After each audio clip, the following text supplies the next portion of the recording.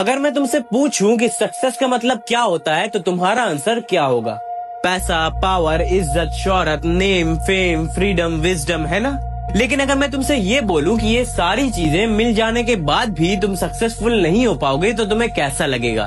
तुम मुझे सिर्फ 1 मिनट दो, मैं तुम्हें ये चीज प्रूव करके दिखाता हूँ और साथ ही तुम्हें ये भी बताता हूँ कि सक्सेस का मतलब एक्चुअल में होता क्या है। देखो, अगर हम एक बेसिक से लेवल पे बात करें तो सक्सेस का मतलब होता है खुश रहना। सक्सेस का मतलब होता है सेटिस्फैक्शन।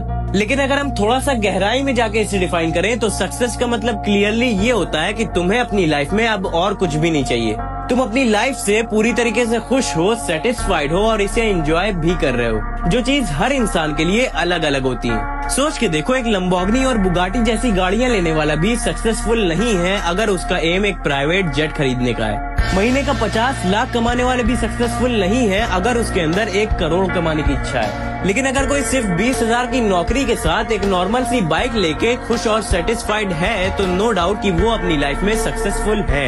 ये बिल्कुल वैसे ही है जैसे हर इंसान की खाने की खुराक अलग अलग होती है। किसी का कम में पेट भर जाता है तो किसी को ज्यादा खाना पड़ता है। बस इसी तरह हर इंसान के लिए सक्सेस भी अलग अलग होती है। किसी को 50,000 की जॉब ही पसंद आ जाती है तो किसी का 5 लाख के बिजनेस में भी मन नहीं भरता। तुमने इंटरनेट पे बहुत से लोगों से सुना होगा कि हमें हमेशा खुद को डेवलप करते रहना चाहिए और कुछ नया अचीव करते रहना चाहिए। लेकिन मुझे ऐसा लगता है कि इन सब से भी ज्यादा इम्पोर्टेंट ये जानना है कि हमें किस मोमेंट पे आके स्टॉप कर देना चाहिए। क्योंकि जब तुम्हें यही नहीं पता होगा कि तुम्हारी जर्नी का एंड गोल क्या है तो लिटरली पूरी लाइफ जर्नी में ही फंसे रहोगे।